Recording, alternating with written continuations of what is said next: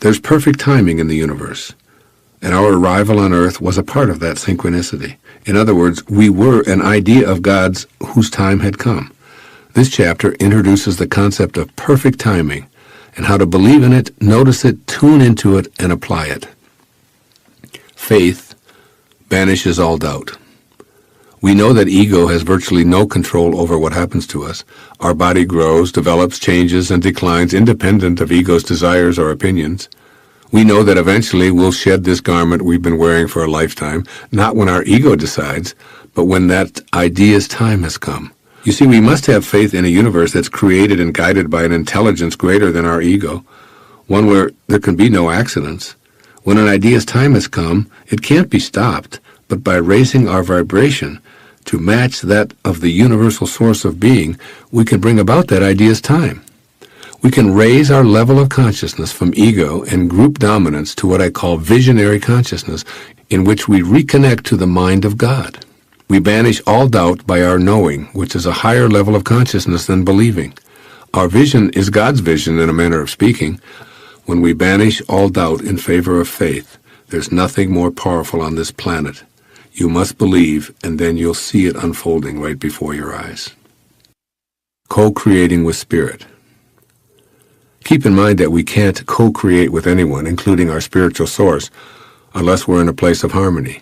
To that end, we must suspend our false self, the ego, and stop all thoughts of resistance before we can participate in creating the inspired life we desire, in perfect symmetry with Spirit. Whatever we ask of our source in our prayerful communion will no longer be a wish or a hope. It will become a reality in our mind, just as it is in the mind of God. The how and when of its arrival, which have always troubled ego, are no longer issues. We maintain our optimism in thoughts such as, I desire it, it's in harmony with my source, or it's on its way, there's nothing to fuss about, and then we can relax and surrender to our knowing. Again, as Ernest Holmes reminds us, the thing we surrender to becomes our power. I know that the term surrender is generally associated with defeat, but there's no victor or victim when surrendering to God. This isn't about winning or losing. You see, what we're doing here is giving up our false self in favor of returning to our authentic self. And when we do, we'll meet our spiritual creator and become empowered to live in the same vibration with it. We'll become co-creators by surrendering and joining the all-knowing, all-creating force that allows everything to come into existence. Then our knowing replaces our doubts, and divine will prevails at all times. Only now, we're in harmony with that divine will. There's an old saying, fear knocked at the door, and faith answered, and no one was there. Fear stems from doubts we have about our divinity. The antidote to fear is faith. I know within that I am not alone, ever. I know that I have divine guidance available to me at all times. This inner knowing makes fear impossible. You too are not alone, and you also have omnipresent guidance accessible at will. When you truly know that the loving presence is always with you, the possibility of living with both doubt and fear evaporates. This is a belief that you can't get from another person. It has to have the quality of being a knowing. Then the notion of fear vanishes. When we're ready, willing, and open to it, the divine guidance we seek will spring into action on our behalf. It has been that way throughout our life.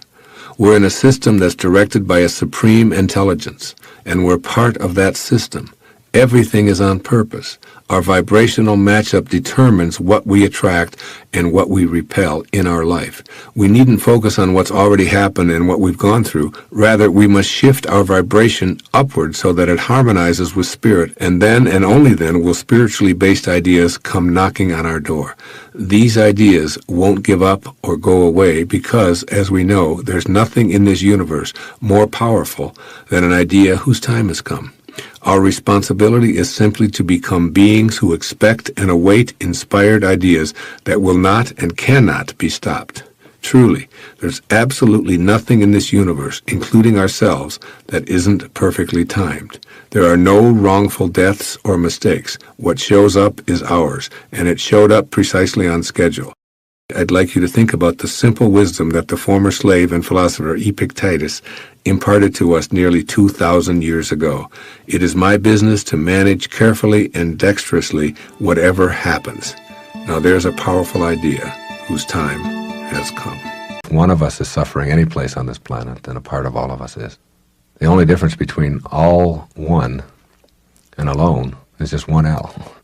A good example of that is watching my mother with my grandmother. My wonderful grandmother, who was almost 96 years old, was dying, and my mother was taking care of her. And she would go in there with a banana, and she would pull the peel down, and she would mush the banana up in her hands or in her mouth like a mother does to her baby, and she would feed it to her mother, and she would cradle her in her arms. And she would take her underwear, which when you get very old and you're getting close to the end of your life, you kind of forget about your hygiene habits. She was always extremely clean, but toward the end of her life, she just lost interest in that. And my mother would take her clothes, her soiled clothes and underwear, and wash them and help her put them back on again. And she would hold her in her arms and put food into her mouth and massage her neck to make the food go down. And I looked at her, and my mother was 68, I believe, at the time, and my grandmother was 95. And I looked at them and said, who is mother and who is child? Which one is which? And wasn't it just an instant ago in time, if there is such a thing, wasn't it just that much time ago that it was reversed? That the one who is now the baby was the mother holding the other one and putting bananas into her mouth and cleaning her underwear and changing her diapers and all of that. And it really brought home the essence of we are all one. And time is just sort of our way of defining what happens in sequence in life. But it doesn't have any meaning. I mean, there's really no time in the world. There's only just the world the way it is. And each of us must accept that if any one of us have any suffering going on, then all of us are a part of that. And that's our responsibility. See, you can't get this transformation that I'm talking about in 1 year or 10 years. The wonderful Chinese proverb said that if you want to think a year ahead, sow a seed. If you want to think 10 years ahead, plant a tree. And if you think 100 years ahead or more, educate the people. Once we educate the people and raise a few generations of people who won't be soldiers and who won't kill and who do love and who do see all of us as one and who understand that a person in Japan who is unemployed as an auto worker is just as much of a human problem as a person in Detroit, even though our proximity dictates that we are more compassionate toward the person in Detroit. That's just because we can't think globally. We're only thinking locally. And that it's still any human being who's unemployed is a problem for all of us. And any child who is starving because they're in Africa, a continent and an ocean away, doesn't mean it any less affects all of us. A lot of people operate under the assumption that I give my love to people who deserve it, and that's a mistake, isn't it? Everyone deserves it. Everyone. Gandhi said, hate the sin, love the sinner. And that's a very important line, very important philosophical approach to life. Hate the sin, love the sinner. The things that people do are things that we can help them to correct and to change and within ourselves and other people and so on. And we can teach them and help them to grow to not be destructive. But everybody deserves our love. And until we start thinking that way, we're going to always have dichotomies. We're going to always have you versus me, us versus them. And as long as there's that usness and me-ness and you-ness, there will never be all of us together. See, what we need to do is all go up in a spaceship and look down at the Earth and see this fragile little planet that we live on, and that we are all one on this planet, and that we must all recognize that. Instead of looking for all the things that separate us, instead of building more weapons to destroy us, we must begin looking for ways that we can all get along. And as hokey as it sounds, if we don't do it, we won't survive it as a species, or it'll be left to generations, billions of years from now, who can evolve past the Holocaust that we'll create, to learn the essential messages of all great religious leaders, all great spiritual people, all great philosophers, that we are love, and that we are the essence of what makes this whole thing work is all within us. And the truth won't be revealed to any of us until we recognize that we're a part of that truth. We're all a part of it, and we're all one. This is the ineffable secret, the ultimate illumination, the key to peace and power. You are God. Those are the three magic words. If you will accept this towering truth and dare to stand atop this magnificent pinnacle, universal consciousness will be revealed to you from within. God is there. It is He who peers from behind your eyes, who is your own consciousness, who is your very self. You are not just a part of God, you are altogether God. And God is altogether you. Now, that's scary stuff for a lot of people. We weren't raised to believe that. I'm not saying that you ought to go out into the world and say, excuse me, but you know who you're talking to, that I am God. And the reason that we laugh is because we think of God as the God that we've created in our own image, the God of the ego, the God who's angry, the God who wants special favors, the God who has the ability to heal but withholds it. But there's another word that Jesus used in the New Testament, and this is the God I speak of, quoting him. God is love. And he that dwelleth in love dwelleth in me, and I in him. God is love, pure, unconditional, blissful, divine love. That's who you are. Is this. In all of creation, in all of eternity, in all the realms of your infinite being, the most wonderful fact is that which is stressed in the first chapter of this book. You are God. You are the I am that I am. You are consciousness. You are the creator. This is the mystery. This is the great secret known by the seers and prophets and mystics throughout the ages. This is the truth that you can never know intellectually. If you want to understand something intellectually, what you must do is analyze it, come up with a formula for it, study it, look at other experts about it, and come up to a conclusion. If you want to understand something spiritually, you must first experience it. You must come to know this within. In the New Testament, which I read completely before I wrote Wishes Fulfilled, Jesus is about to be stoned. And he says, why would you stone me? And they say, because you blaspheme. You are a man, and you claim to be God. And Jesus responds in his words, is it not written in your laws that I have said, you are gods? All of you. We are all gods.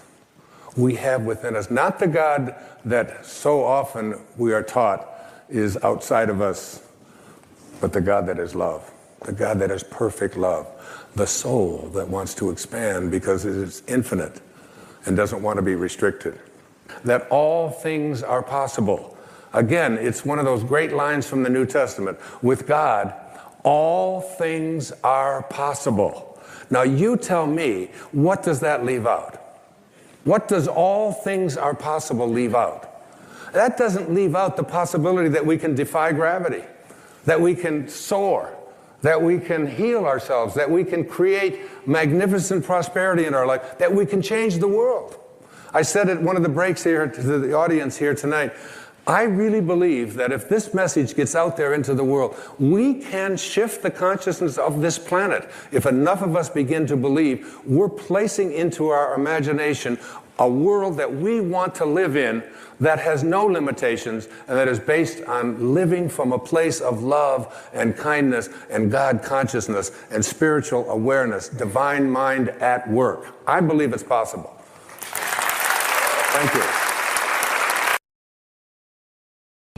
There's a lot of people out there, many of you, who, while you're having your first cup of coffee, are thinking about the second cup. Or while you're having your appetizer, are wondering if you're going to be able to get a dessert. And all of this stuff called appetizer and your main course and all of that is something you just sort of forget about, don't experience, in anticipation of what it's going to be in the next moment and the next moment. Now, the highest form of sanity that's out there and available for all of us is this present moment the now, and making a peak experience, being able to make a peak experience out of a present moment, out of any present moment. The old saying is that life is what happens to you while you're making other plans. And you must understand that every moment in your life is a miracle to be lived, that you must stop looking for miracles in something in the future, and that not falling in love with your plan means that if you want to get someplace terrific, enjoy every step along the way. And then if you want to alter that, let's say you want to be a physician. You're young and you go to school and you want and all that, and then you realize, no, I don't think I want to go to medical school.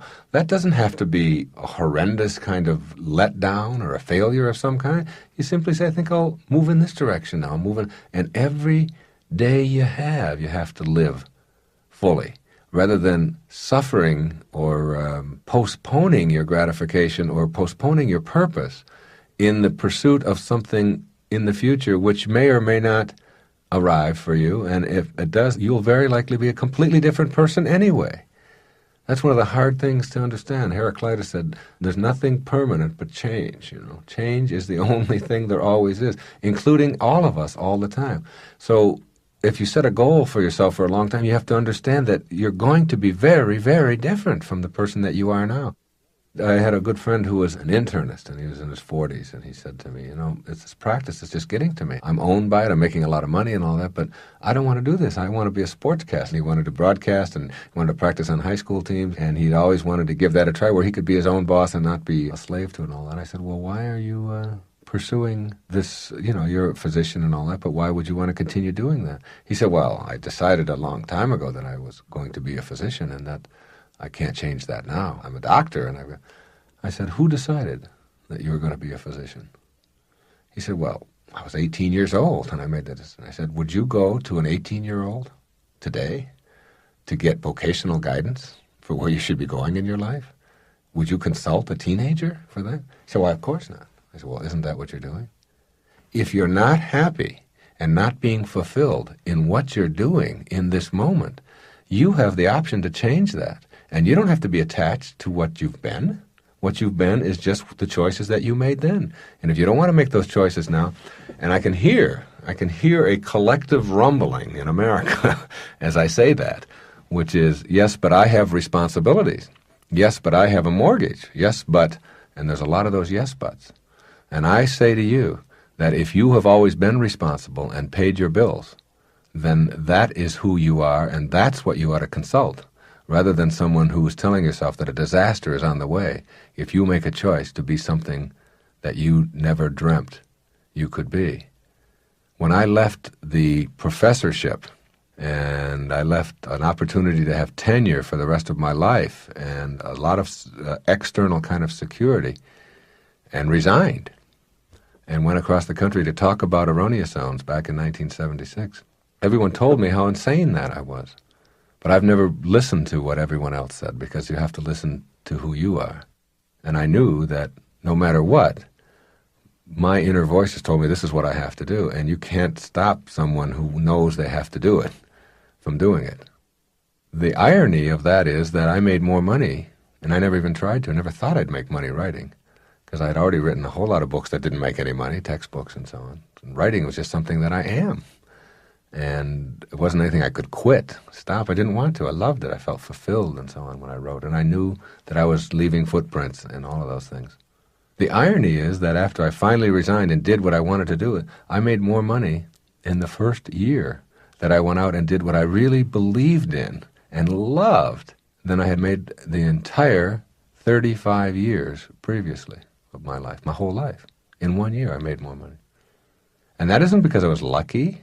That isn't because I'm Wayne Dyer and I had any opportunity. I didn't have any more opportunity than anybody else. In fact, I had less. I came from complete poverty and many years in foster homes and orphanages and having to earn my own way through everything. Wasn't that at all. It was when you advance confidently in the direction of your own dreams and you go out there to live the life that you have imagined.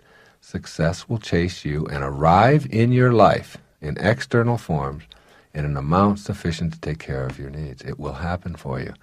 As long as you stay there and tell yourself you've got to continue to do something, you've always done it because you've always done it, then the only payoff you get for that is to defend your misery. It's like arguing for your limitations. The only thing you get are your limitations.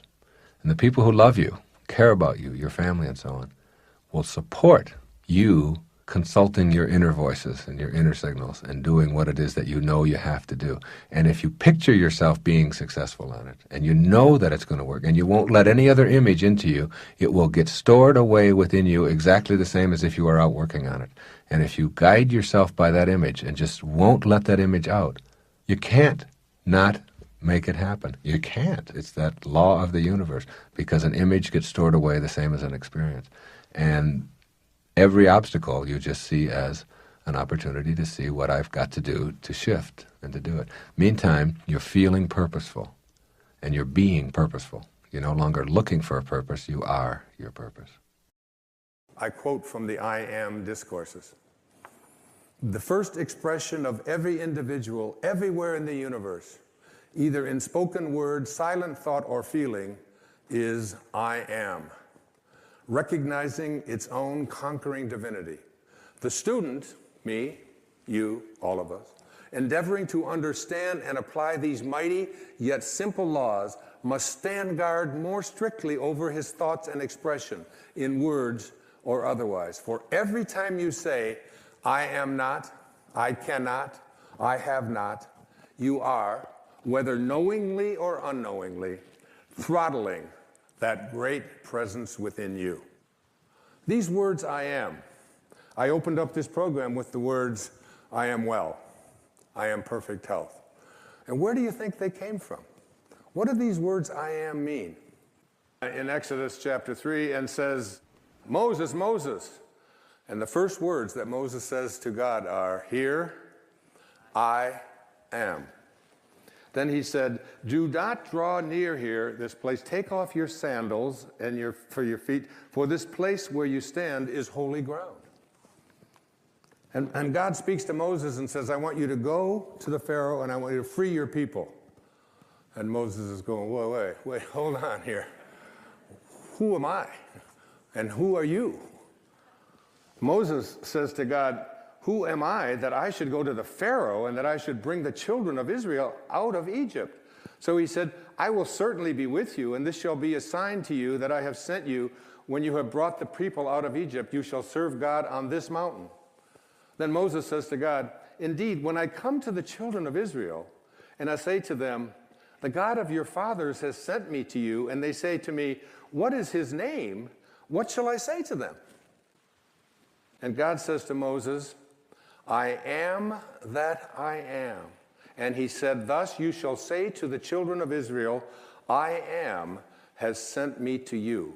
This is my name forever, and this is my memorial to all generations. My name is I am that I am. Now, every single time that you use the words I am, you are citing the name of God right from the holiest books.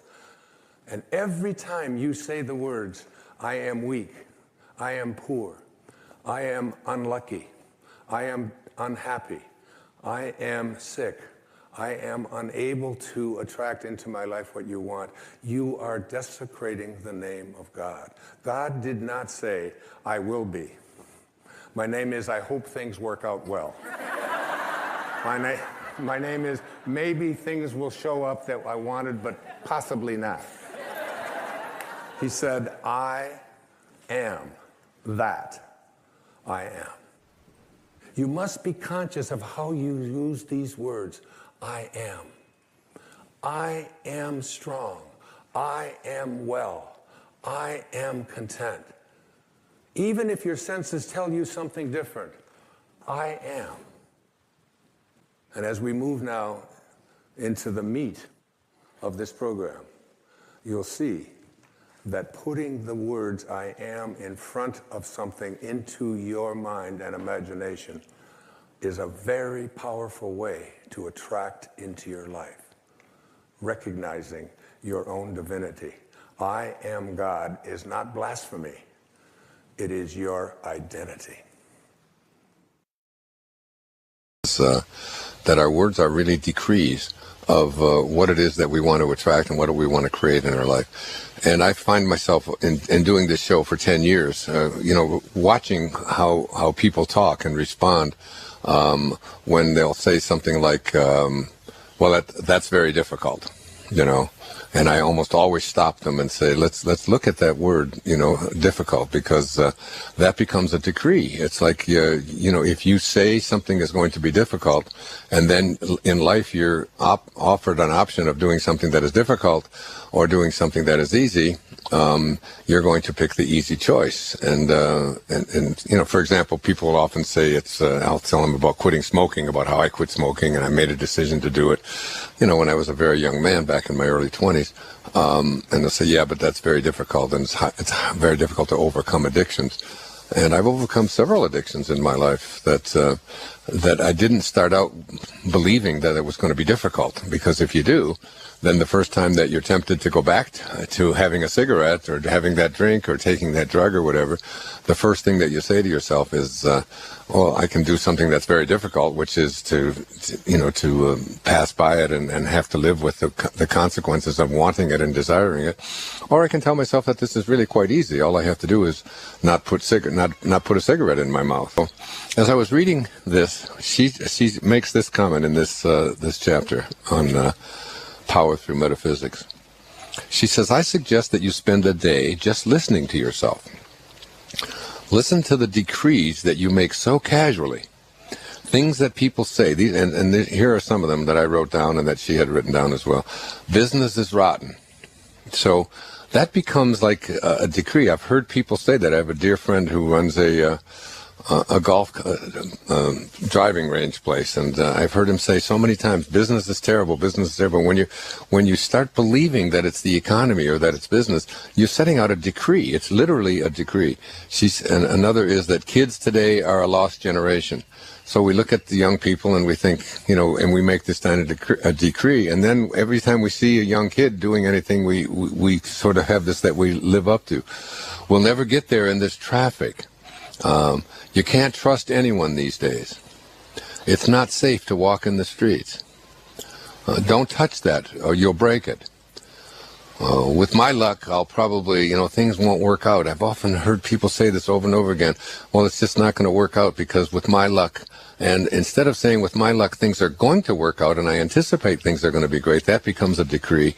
Instead, we have these decrees about all the things that can't happen. I've never seen it fail.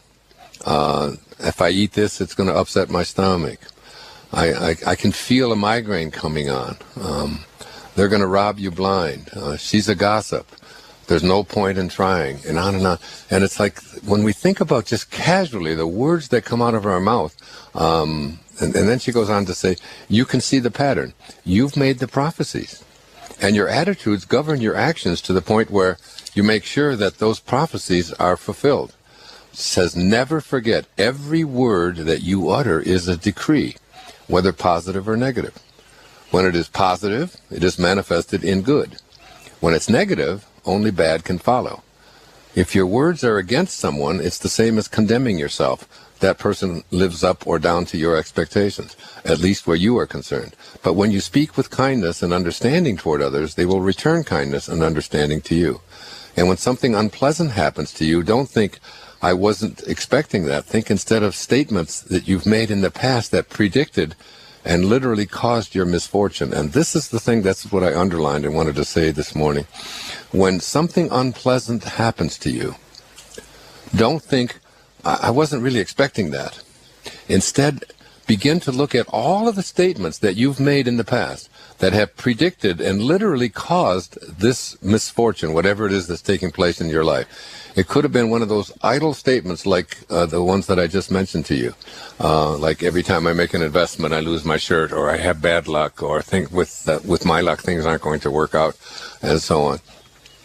And so what I want, what I'm doing for myself as well is looking at, I think we can take this, Diane, to a level that isn't just about, these sort of minor things that I'm talking about.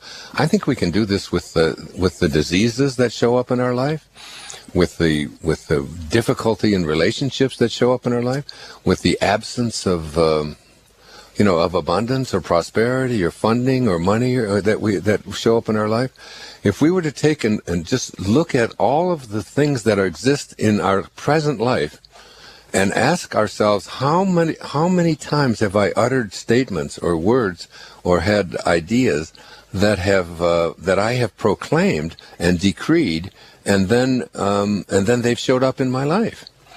So this business about forgiveness. Now, I want to tell you that whatever you got going for you in your life in the way of animosity or bitterness or anguish or pain or whatever towards any other human being on our planet, whoever they are and what they've done, that the toxic reaction to that bitterness, it will never let go of you. That forgiveness is like the greatest motivator, if you will, in the world.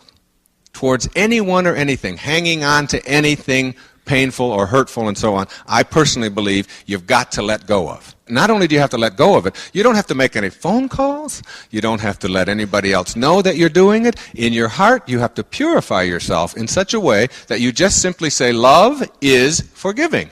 And that's 2 words, and it's 1 word. When it's 1 word, it's love is forgiving. All right? And that's what it is. You must forgive. And it's also forgiving, so you don't ask anything back of it. After I did that, my whole life became so clear and so focused, and where I was going became so evident, and I left there and I outlined my book the following week. And let me tell you that I have never had a dream about my father since. I have never had a moment's anguish of any kind toward him or anything that he has done. In fact, I am completely at peace with him, and I send him love wherever he is. Whatever is going on in who he is and where he is and what it is, it's all fine. It's all okay. In fact, without those experiences that were the result of some of the things that he had done, my opportunity to help so many people and to create wonderful things for others, including myself, would never ever have materialized without that. And I see that, and I see the need for that, and I believe in it. And I also want to say to you, whatever you got inside of you is not the result of what anybody else puts there. It's the result of what you decide to have inside of you. Think for a minute about an orange. And when I've given this analogy many times, you take an orange and you squeeze it as hard as you can squeeze it, just, all right? And what comes out? These are easy questions, folks. Honest, don't look puzzled. Everybody passes, all right? Nobody fails tonight. What comes out is orange juice. But the question is, why, when you squeeze an orange real hard, does orange juice come out? And the answer to that is because that's what's inside. These are really easy. They get easier. All right? Now, does it matter who squeezes? Does it matter what instrument you use? Does it matter what time of the day you do it? Does it matter how you do it? When you do it? No. When you squeeze an orange, what comes out of an orange is what's inside. When you squeeze a person and put pressure on a person of any kind, and anger and hatred and stress and tension and depression come out, it isn't because of who is doing the squeezing or when they do it or how they choose to do it. It's because that's what's inside. And if you don't have it inside, it can never come out, no matter who you're living with. No matter how tough it may seem to you. And when somebody cuts you off on the freeway, and you're mad as hell and going to get even with them, and you're going to get up in front of them and slow down and make them see what it's like, it isn't because they cut you off that you're so upset. It's because that's what you carry around inside. And when you stop carrying that around inside, nothing that anybody does can upset you. No one can make a fool of you without your consent. Eleanor Roosevelt.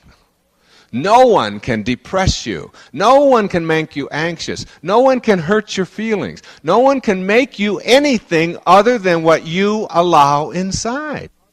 You see, my evolution has brought me to the point of understanding that each human being on our planet must take total responsibility for his own inner development, for his own inner development. And our inner development is something that we ignore a lot as we progress through this whole ladder of life. And I think of a metaphor. The metaphor is like a candle, and the candle flame that is burning inside of you. All right? Now this candle flame If you take a candle and walk out of here this evening and you see raindrops falling, it'll blow out your candle, and the wind will blow out your candle. There's all kinds of things that are going to happen outside of you that you have absolutely no control over to blow out your candles. Your candles are getting blown out all the time. We have an inner candle flame that must never flicker, though the worst goes before us. And that's perhaps the highest place we can get to in our lives, is to understand that what our own inner developments symbolized by that candle flame must never change, must never even flicker. It is our responsibility, not only for ourselves, but for our children as well, to raise them to believe that whatever is going on inside of you is entirely up to you. You own it. It is yours. You know, when we're born, a ladder, Rumi said, when you are born, a ladder is placed before you to help you to escape from this world, to teach you that you're in this world, but you're not of this world. You know, and you're always moving toward this place of, and at the top of the ladder is this thing called divine love. And it's always a movement toward that. And many times, the rungs on that ladder are rungs that are tough, are what you call crises, you know. But in fact, they are great, great teachers. I haven't had alcohol in my body in 25 years. I don't look back on the days that I did drink or do drugs and so on as anything other than just tremendous teachers for me. They were probably one of the most important decisions I ever made in my life, and I was never even an alcoholic. I quit drinking because my teacher in India said, if you want to reach your highest maximum potential, you'll have to live a life of total sobriety, because you're destroying brain cells when you put alcohol into your system. And you came here with big dharma. And if you want to fulfill that dharma, you have to keep your brain, you know, where it's always growing instead of where it's always deteriorating. And that was the day I just decided that I wasn't going to do that. I've been through divorce. I've been through being left. I've been through cancer. I've been through a heart attack. These are all, every single one of those, like every advance that you make in your life, is almost always preceded by some kind of a fall, some kind of a, you know, it's like when I always give the example, when I was in high school, I was on the track team. I was the high jumper on the track team. Now, I didn't jump very high because I'm white. You know, and white men don't jump. They even made a movie about it, okay? But anyway, so the way that you get over the bar is you run up to the bar as fast as you can, you get down as low as you can. And in the process of getting down low, you generate the energy to propel yourself over the bar. That's how you, and the lower you get and the faster you go, the more energy you can generate that way. You propel yourself to a higher place.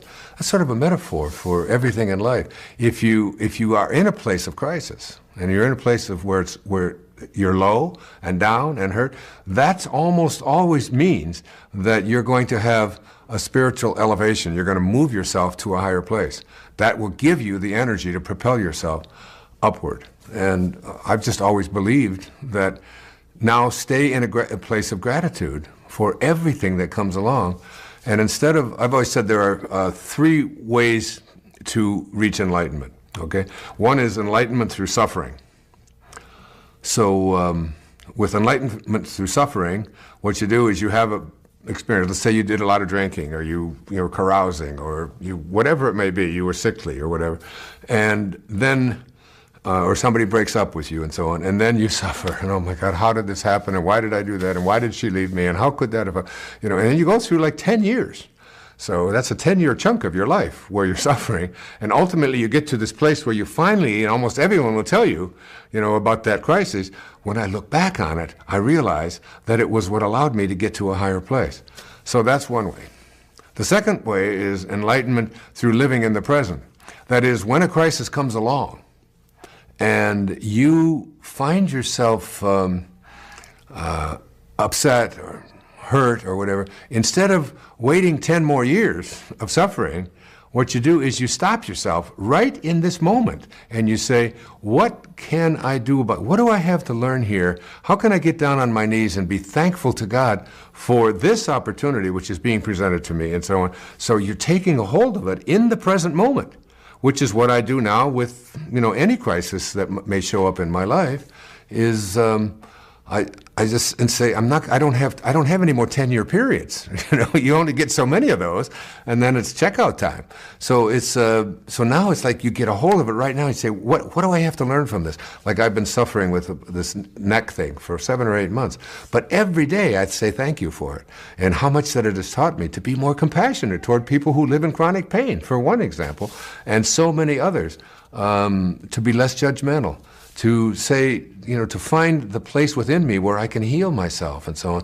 So it becomes an impetus for my growth. That's the second way to enlightenment. Now, the third way to enlightenment is where you want to get to, and that's where you can get out in front of the crisis before it arrives. And you can see it coming. And you know that you can play it out you can play out the whole dialogue in advance.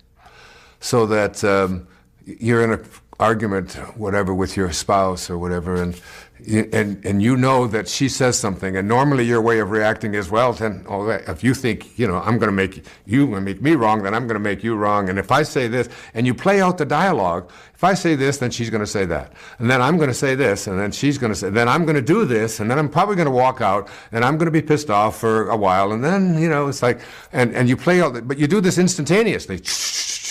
And you stop and you say, honey, that's a good point. You're right about that. I'll really give it some thought. And it doesn't matter. You have a choice to be right or to be kind, and you just pick kind. It's just very simple. Nothing changes. She's still wrong. At least in your mind she is, or whatever. But you're free. You're free. And so you've gotten out in front of it. And you can go through life living peacefully and in grace by, instead of suffering and instead of struggling in the present moment to figure out what the problem is, you just start seeing that stuff coming, so that when you're walking down a street and across the street you see someone that might be dangerous, or this might be a situation I don't want to be in, instead of going over there, and even potentially creating some kind of, you just say, well, you know what, I just think I'll just walk around this way, and you've avoided it all. You don't even have to deal with it. You don't have to get your macho ego involved in it. You're just simply getting to a point where you can anticipate this, since there's no time in the universe anyway, then you just let the time thing go, and you just create for yourself exactly the world that you want to be. And as I've said hundreds and thousands of times, it's on my stationery, when you change the way you look at things, the things you look at change. The world is a different world when you look at it from, like this neck thing that I have. I look at it totally differently than I would have even 10 years ago. And now it's just grace. It's just grace, and whatever it is I'm to learn from it, I'm getting. Sounds have the power to generate your ability to attract to yourself that which you desire. 3 key words describing the principle are the title of the following section. Listen carefully to these 3 words. Sounds have power. Sounds are a powerful energy. Every sound is a vibration made of waves oscillating at a particular frequency. The frequency range of the human ear is approximately 16 to roughly 40,000 vibrations per second. Sound is the intermediary between abstract ideas and concrete form in the material world. Sounds literally mold the abstract world of thought and spirit into shapes. In ancient ceremonial rites, words, sounds, and shapes combine to achieve certain ends. Each letter in a word signifies a sound and records the expression of a particular sound. Differing sounds were recorded for their own purposes.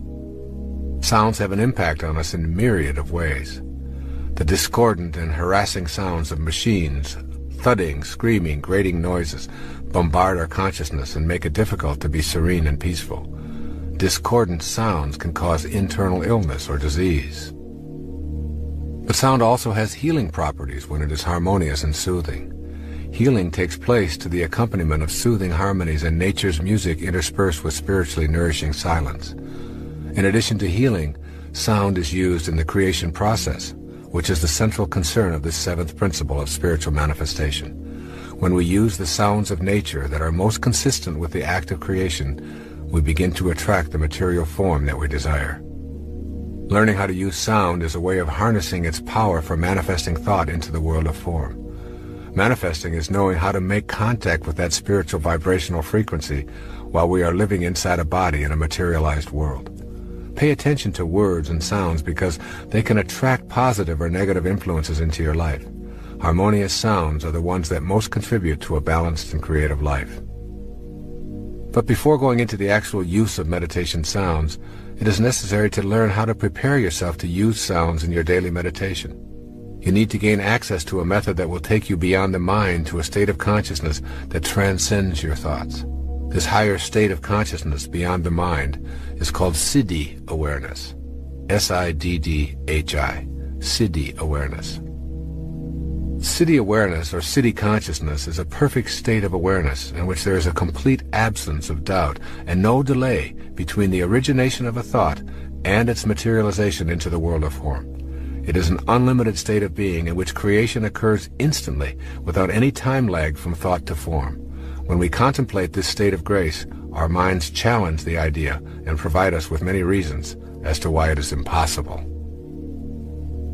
Siddhi consciousness, however, has absolutely nothing to do with the mind. Let that sink in. Siddhi consciousness is beyond the mind. This state of graceful being has nothing to do with the mind, whose nature is a constant inner monologue. The mind frets continually about an unlimited number of desires that can never be adequately fulfilled. You can give your body great pleasures with booze and sex, give it fancy automobiles and delectable gourmet meals, body massages, and every other imaginable delight. The next morning, when it recovers, your mind has a new list of demands taped to your forehead, asking for more and more of what it can never get enough of. This is the nature of the mind, which is ruled by the ego. Your mind, then, is only a barrier to experiencing Siddhi consciousness, wherein you are in a state of bliss and complete acceptance, and your desires are the same as your experience of life. Your mind blocks the vision of your highest awareness. Your highest self has its own language. When your body is stilled and totally in the present, thoughts disappear. Then you can start the exquisite process of meditating with sound. It is the magic of this sound meditation that I am going to explain in the seventh principle. This is a Siddha technique to take you beyond the constraints of the ego and the mind to a place within yourself where you can change your vibrational frequency through the use of sounds of creation. There's a magic to the sound of creation. As you begin to incorporate these ideas of the power of sound into your consciousness, going beyond the darkness of your mind to the light of your highest self, think about these words that open the book of John in the New Testament. In the beginning was the Word, and the Word was with God, and the Word was God. The word God has the same sound that is in virtually all of the names for the original creator. All traditions describe a creator of the word and humankind. Here is a list of names used for the creator. Ra, Krishna, Rama, Buddha, Adonai, Brahman, Siddha, Shiva, Jehovah, Kali Durga, Tat, Gayana, Mahanta, Mahavira, Anu, Atva, Nanak, Yahweh, God, Allah. The obvious sound that is in all of these names for the Creator is the sound Ah. Ah expresses a feeling of bliss and joy. The sounds of creation and joy are synonymous. It is not an accident that the name for the Creator in virtually all languages contains the sound Ah. Ah is the only sound that humans make effortlessly, simply by taking in a breath and without moving the lips, the tongue, the jaw, or the teeth. If you move any of these, the sound changes. Ah is the sound of effortless perfection, as is creation itself effortless and perfect. Ah, the sound of creation, is one sound you will want to use as you practice the language of Siddhi consciousness. It takes you beyond the incessant self-dialogue that characterizes your mind. When you repeat the sound Ah in connection with your manifestation meditation practice, you are literally repeating the name of God.